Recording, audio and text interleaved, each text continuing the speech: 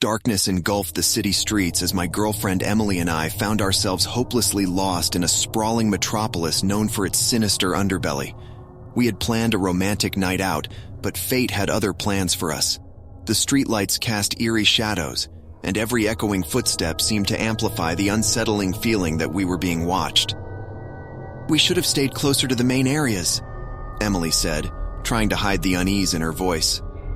"I know, I'm sorry. I thought I knew my way around better," I replied, my heart pounding in my chest. As we wandered through dimly lit alleys and deserted streets, we stumbled upon an unfamiliar neighborhood. The atmosphere was thick with tension, and I sensed that we were not welcome here. We attempted to turn back, but our path was blocked by a group of suspicious-looking individuals. "Hey, what are you two doing here?" one of them growled, eyeing us with suspicion. "We're just trying to find our way back to the main road," I stammered, my voice betraying my fear.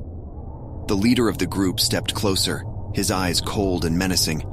"This is our territory, and you don't look like you belong here. Hand over your valuables, and maybe we'll let you leave." My heart sank, realizing we had stumbled into a dangerous part of the city, infested with criminals. I nervously reached into my pocket, hoping to appease them and escape unharmed. But before I could comply, Emily stepped forward, her defiance surprising me. "We won't give you anything. We just want to leave peacefully," she said, her voice trembling but resolute. The air crackled with tension as the criminals sized us up. I feared the worst, but to my astonishment, they hesitated.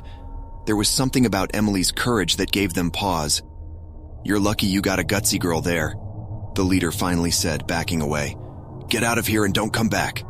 We didn't need to be told twice. Grabbing Emily's hand, we fled, navigating the labyrinthine streets in desperation. Our encounter with the criminals left us on edge, but our relief at escaping unharmed was short-lived.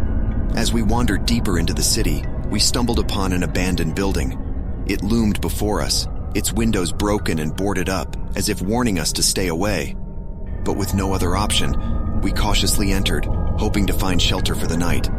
Inside, an eerie silence enveloped us, broken only by the sound of our echoing footsteps. The walls seemed to close in on us, and the darkness seemed impenetrable. Emily clung to me tightly, and I vowed to protect her at all costs.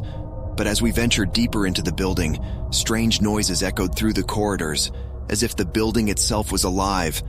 Every creak, every rustle, sent shivers down our spines. I could feel the presence of something unnatural lurking in the shadows. As we turned a corner, we were confronted by a ghastly sight. Pale faces stared back at us from the darkness, their hollow eyes filled with malevolence. My heart raced as I realized we were not alone in the abandoned building. "Run!" I yelled, pulling Emily with me as we fled from the haunting figures. We navigated the maze-like structure, trying to find a way out, but it seemed like the building had a mind of its own, shifting and changing its layout to confound us. Panic consumed us, and I felt as if we were trapped in a nightmare from which there was no escape. Just when all hope seemed lost, Emily spotted a faint glimmer of light in the distance.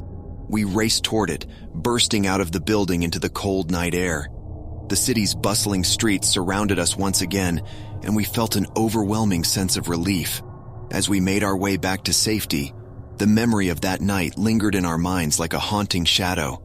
We had survived a perilous journey through a city filled with criminals and encountered something supernatural within that abandoned building. Our love and courage had seen us through, but we knew we would never forget the horrors we had faced in the midnight maze.